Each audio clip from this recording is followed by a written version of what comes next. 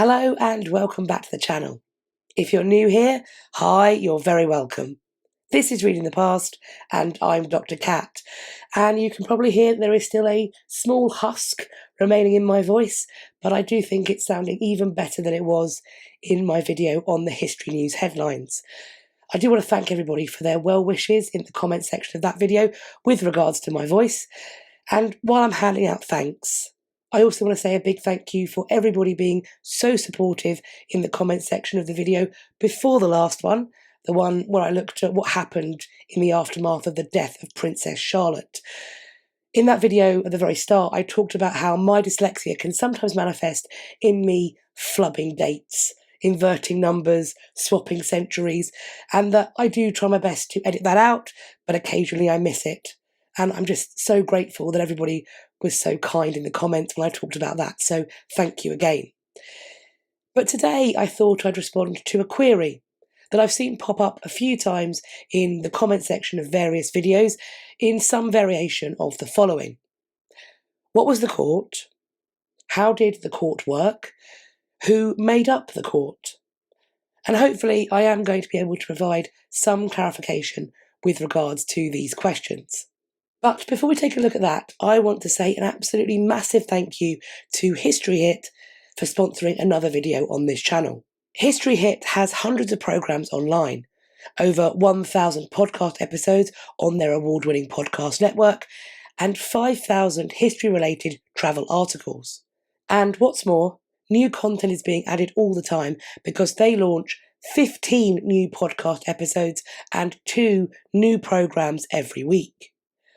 Whilst Dan Snow's History Hit continues to be the world's leading podcast, they now have 4 more podcast series. They have The Ancients, Warfare, Gone Medieval, and Not Just the Tudors, which is hosted by Susanna Lipscomb. History Hit is like Netflix, but for history. I'm making a watch/listen list of all the cool things they have on offer. I recently watched Africa, Written Out of History. Luke Pepperer presents this and looks at how and why the history of Africa was written out of world history. He also explores how and why, as a consequence of this, the history of Africans in Britain was written out of British history. Click the link in my description box to find out more and to subscribe to History Hit. As added bonus, my viewers are able to get 50% off your subscription for the next 3 months by using code Reading the Past. Thanks again to History Hit for sponsoring this video. But now, it's time to look at the concept of a royal court.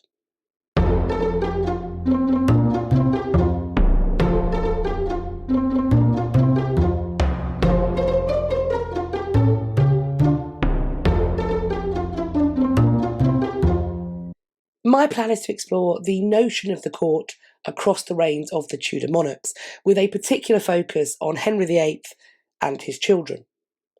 I am being dynasty specific in this way because, despite the fact that essentially royal courts functioned in very similar ways and performed almost identical functions across the centuries, there are still differences. So I've chosen to discuss the dynasty and the time period that I am the most comfortable with. The royal court served multiple functions.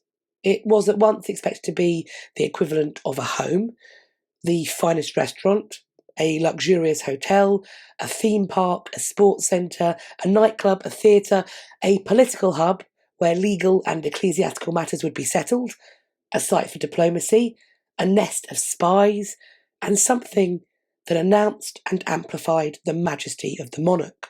The royal court refers to both a physical location, so a place you can go to, and a collective of individuals. This is the royals, courtiers and servants who happen to reside there. But in terms of this as a physical location, it is not, however, a fixed one, because the court is located wherever the monarch, and on some occasions their spouse, happen to be residing at that particular time. There is a peripatetic quality to monarchy that in certain respects I would say continues on to this day, because in the modern era, when we think about it, the Queen is still moving between various residences throughout the year as her duties and leisure time dictate. The courses of royal progresses for the Tudors were also similarly guided by duty and leisure.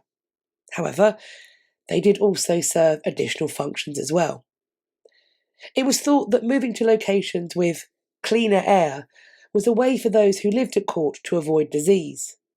Similarly, with hundreds of people descending upon a location, all expecting to be fed the best foods of the day, and then all needing to eliminate those foods in the normal digestive fashion, it was necessary for the court to move at various points throughout the year, to both give the local area a chance to recover and also to give the gong farmers or gong scourers time to deal with the cesspit.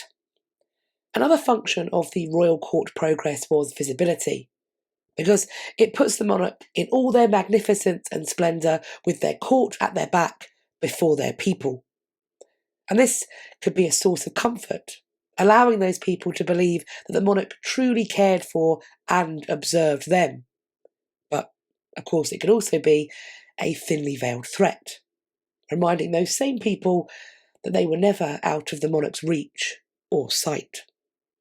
In 1541, Henry VIII and his fifth wife, Katherine Howard, led their court on a royal progress to the north of England. The intention was for Henry VIII to meet his sister's son, James V of Scots, who ultimately wouldn't turn up. But it was also a chance for Henry to emphasise his authority and might in the very area that had nurtured the Pilgrimage of Grace, which Henry had commanded to be put down violently just a few years previously. The French ambassador, Charles de Marillac, highlighted how this progress was clearly intended to be a show of force, because he points out that Henry chose to travel with a company of, quote, 4,000 or 5,000 horse, in contrast to the 1,000 that he normally travelled with. And to accommodate this number of people, 200 tents were brought along as well. Shock and awe is the phrase that springs to mind for me. When the Tudor court went on progress, or simply relocated, they may reside in one of the monarch's own properties, or they may descend on a lucky noble. But maybe that should be lucky. A planned royal visit was a sign of favour, and a royal visit that was enjoyed by the monarch could well result in social and or financial advancement. However, it also required substantial financial outlay, which could of course risk ruin if there was no return on the investment. In addition to feeding, watering and entertaining the monarch and the rest of the court, it may be necessary to house as many of them as possible as well. Housing high-profile nobles, people who might be able to advance your interest, also makes sense, if it is at all possible.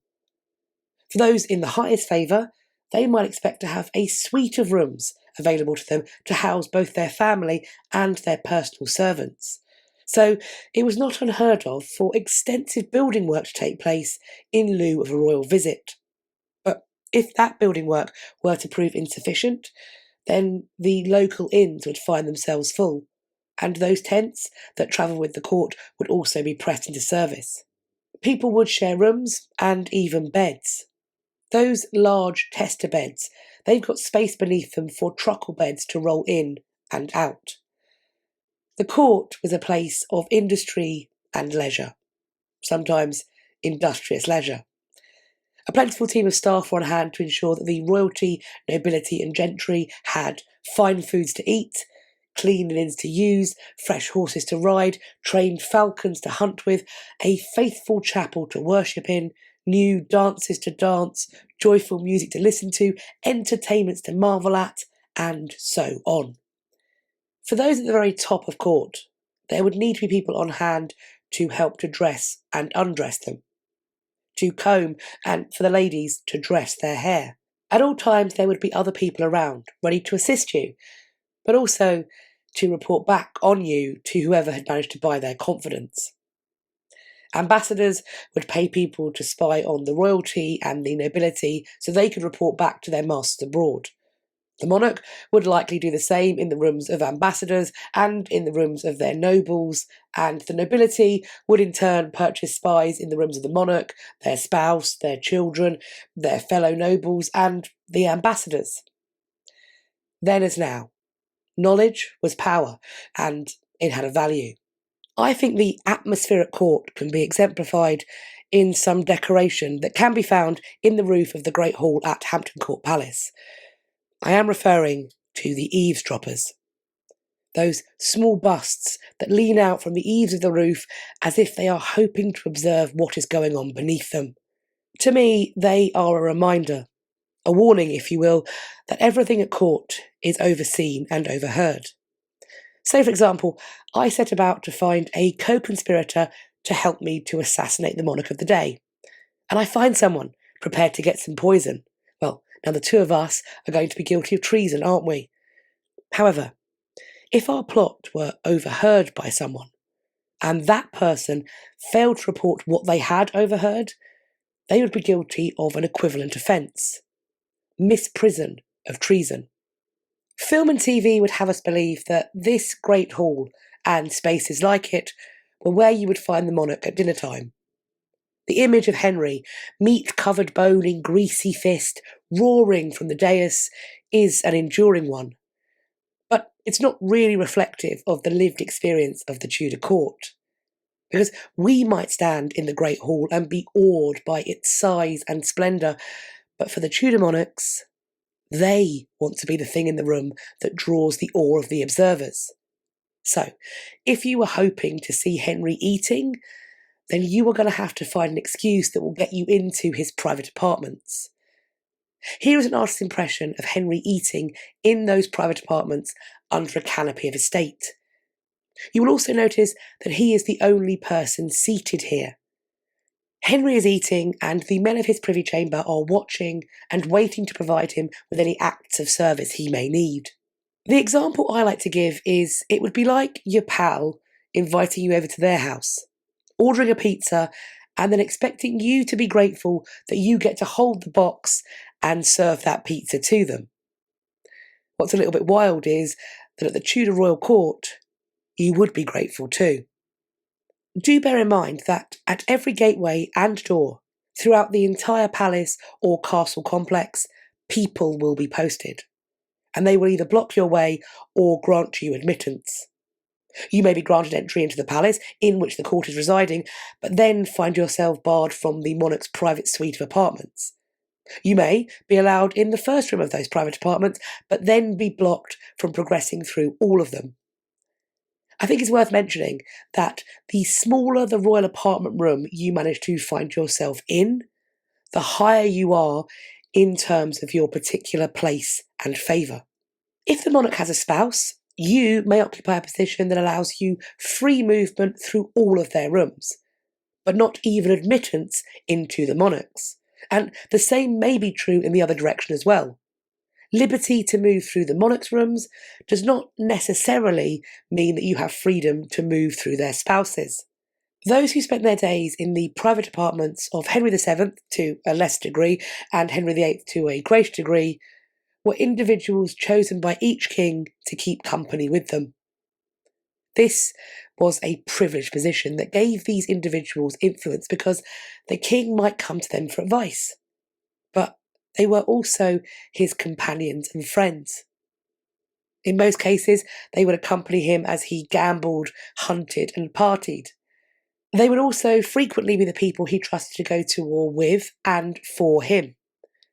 They controlled access to the king in his private apartments, and they formed a group known as the Privy Chamber.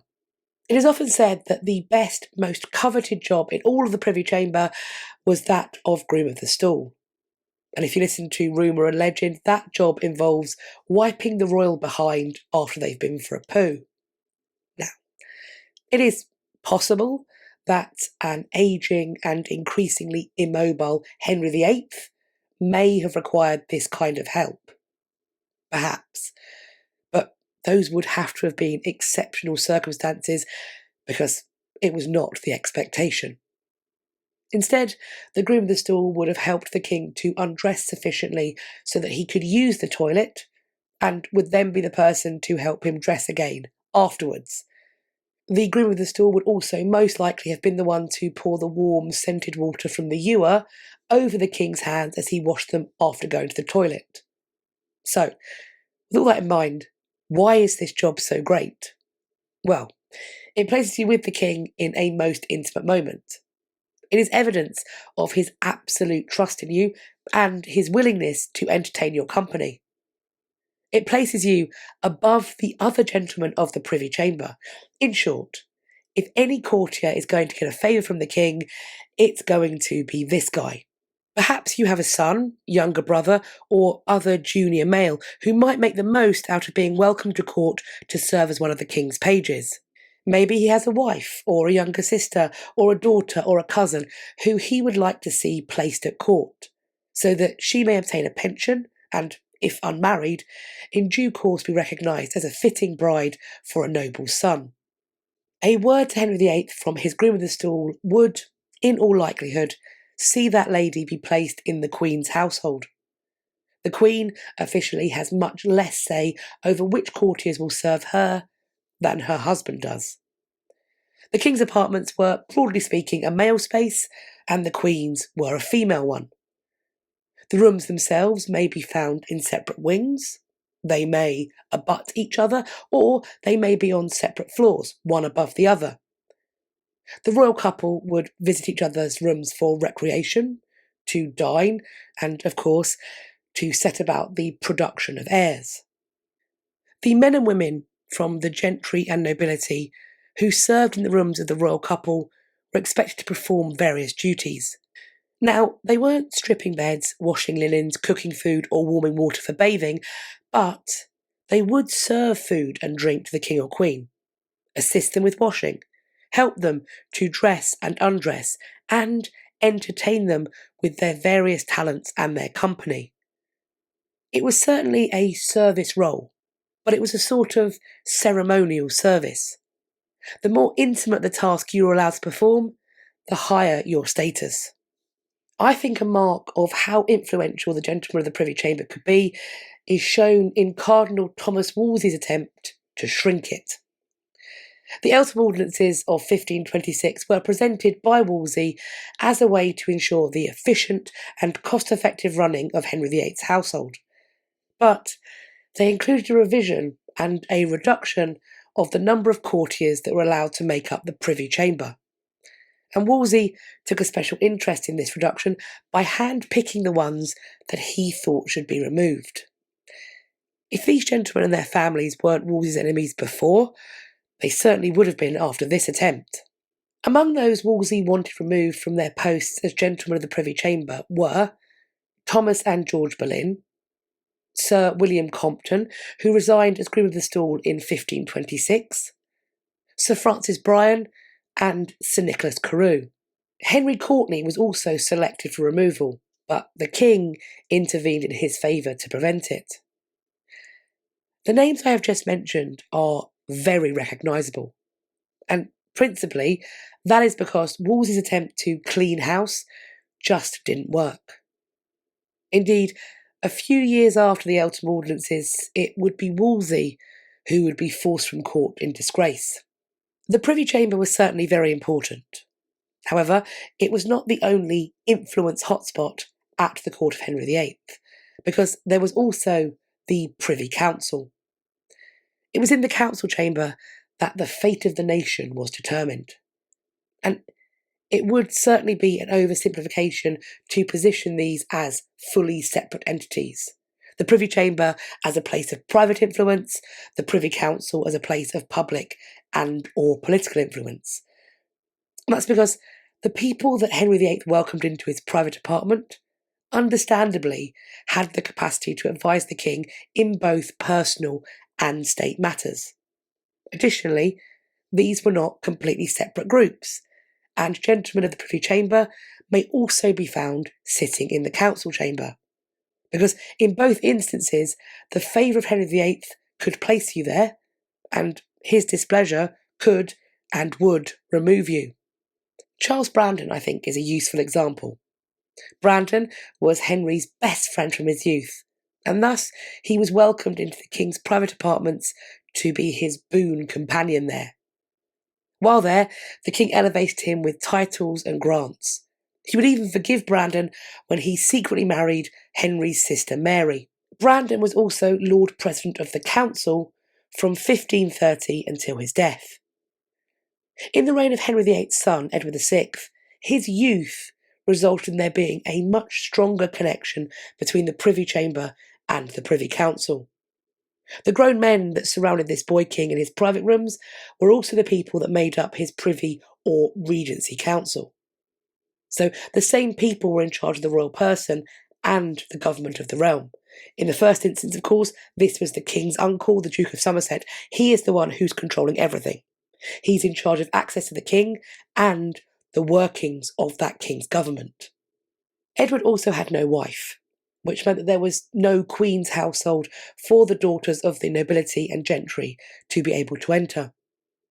After Edward, for a brief spell, came Jane Grey and Guildford Dudley, and they did not have sufficient time to set up their respective households within a royal court.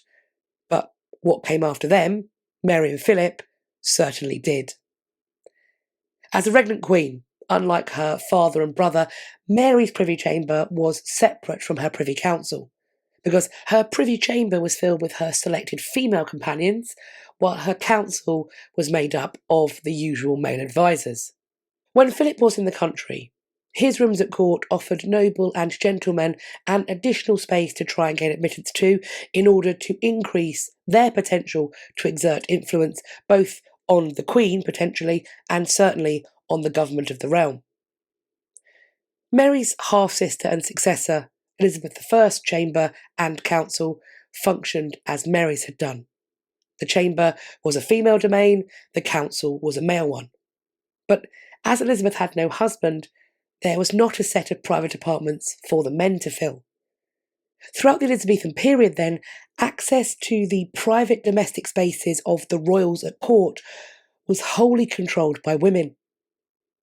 If the men of Elizabeth's council wanted to speak to her while she was in her rooms, they are going to need to get through her ladies. So I think that it can be argued that due to this, the smooth and swift running of Elizabeth's government would have required her male councillors to forge alliances with, do favours for, and even be influenced in matters of state by the women who surrounded the Queen. But what do you think? Have I answered any questions you may have had about what the royal court was and how it functioned? Is there anything else about life at court, or indeed something else from history, that you would like me to make a video on? As always, I'm looking forward to reading your conversations in the comment section underneath this video, or you can find me elsewhere on social media. I will leave links to the other places you can find me on the internet in my description box, so do think about following me over on some or all of them so that we can continue this conversation and start some others. I do hope you enjoyed this video and found it useful, and if you did, why not share it with your friends? Please also let me know you liked it by hitting the thumbs up, and please subscribe to the channel. And I don't know when I'm going to be able to stop saying this, but today is not that day. If you think you're subscribed, have a little check now. Make sure that YouTube hasn't mysteriously unsubscribed you. And while you're there, checking, subscribing, maybe resubscribing, do hit the bell icon that sits beside the subscribe button so that YouTube will tell you when I've next uploaded, and make sure when you hit that bell that you select all from the drop down that will appear. I hope you're going to have a great day whatever you're doing, and I look forward to speaking to you all in my next video. Take care of yourselves. Bye bye for now.